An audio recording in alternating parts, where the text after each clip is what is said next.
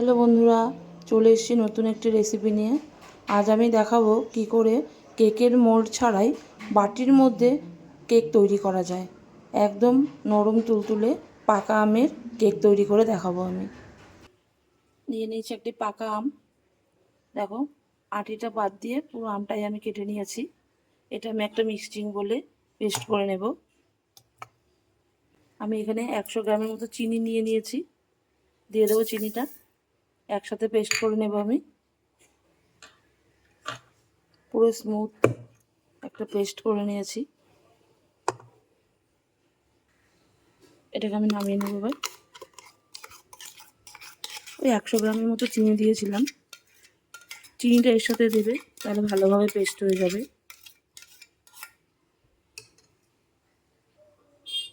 দেখো, এখানে আমি 50 গ্রাম মতো সাদা তেল নিয়ে নিয়েছি। এই সাদা তেলটা আমি ওখানে দিয়ে দেবো। আর আমি দিয়ে দেবো একটা ডিম। এবার আমি একসাথে ভালো করে ফেটিয়ে নেব।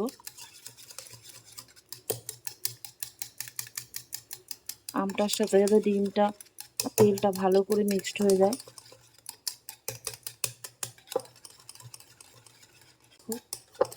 ভালো করে এটাকে ফেটিয়ে নিতে হবে। এবার ডিম, তেল, আম পুরো ভালো মতো ফেটে গেছে। দিয়ে দেবো 1 কাপ ময়দা। আর দিয়ে দেবো 1 চা চামচ বেকিং পাউডার, 1/2 চা চামচ বেকিং সোডা। সবগুলো একসাথে আমি ভালো করে ফেটিয়ে নেব।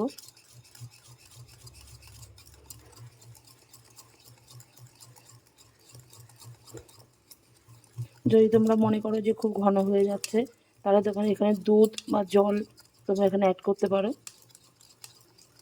খুব ভালো করে এটাকে ফেটিয়ে নিতে হবে, যাতে সব কটা মিক্সচার একসাথে মিক্সড হয়ে যায়।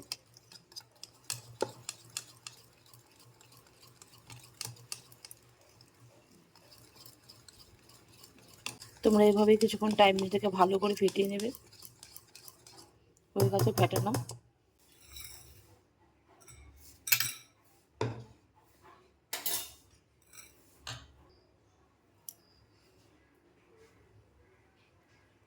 দেখো, এর ওপরে আমি দিয়ে দিচ্ছি কাজু। তোমরা এখানে চাইলে চেরি ফল দিতে পারো, তোমরা যে যেমন পছন্দ করো সেরকম দিতে পারো। আর দিয়ে দিচ্ছি কিশমিশ।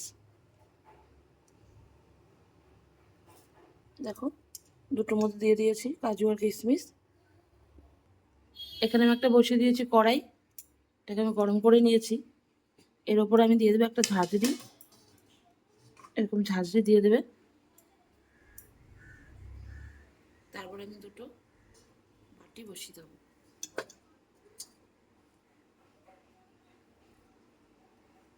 এইভাবে ঢেকে দেবে। এবার এটা 15 থেকে 20 মিনিট এরকমই ঢাকা থাকবে, মিডিয়াম আঁচে রেখে দেবো এটা। আমরা ফিরে এসেছি 40 মিনিট পর। এবার দেখে নেব। দেখো, কত সুন্দর কালারটাও চেঞ্জ হয়ে গেছে।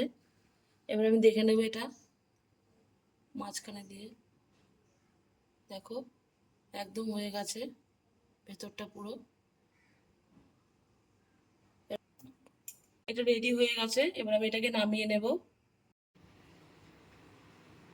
চলে এসেছি ঘন্টাখানেক পর, পুরো ঠান্ডা হয়ে গেছে। এবার আমি এটাকে চাকুর সাহায্যে আমি এটাকে তুলে নেব।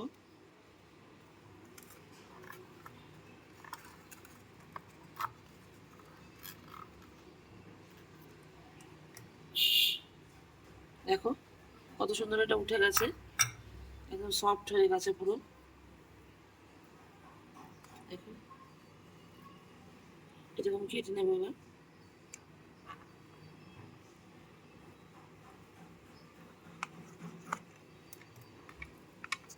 দেখো, কতটা সুন্দর হয়েছে।